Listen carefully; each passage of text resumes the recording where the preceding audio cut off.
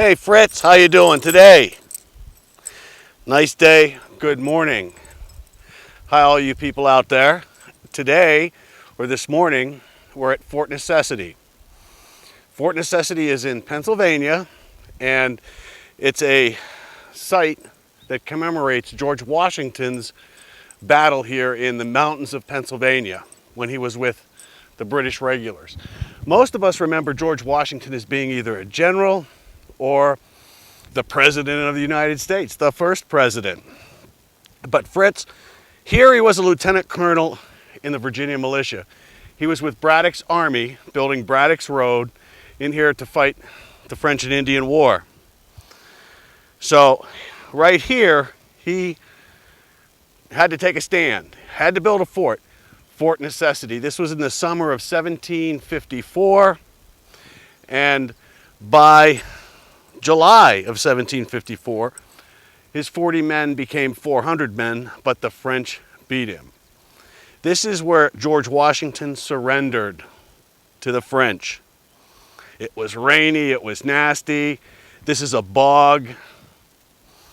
They couldn't get the force going. So when he surrendered, cut. Hey Fritzy, how you doing, buddy? 2, 3.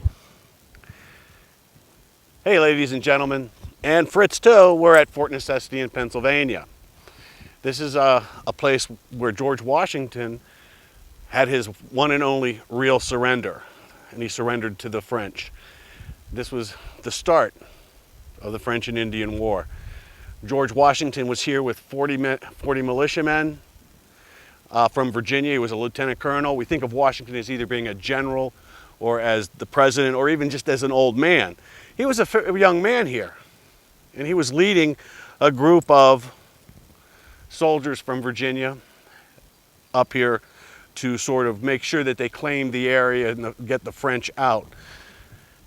So he built a fort here out of necessity, hence the name Fort Necessity, in the summer of 1754. However, by July 3rd of 1754, they had a big battle.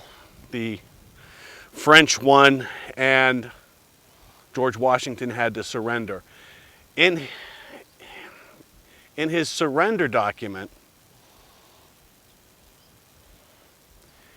he admitted that he had killed a Frenchman, a general or a colonel by the name of Jumonville, and he didn't know it was in there. Why? George Washington couldn't read French. He relied on somebody else who was translating the surrender document. When this gets back to Europe, George Washington is seen as the cause of the French and Indian War, and a European war as well. And this really spoiled George Washington's chance of becoming a regular British officer, and that's what he wanted, to be a regular British officer. Without this stand here,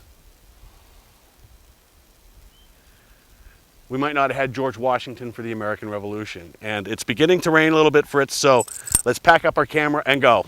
Okay.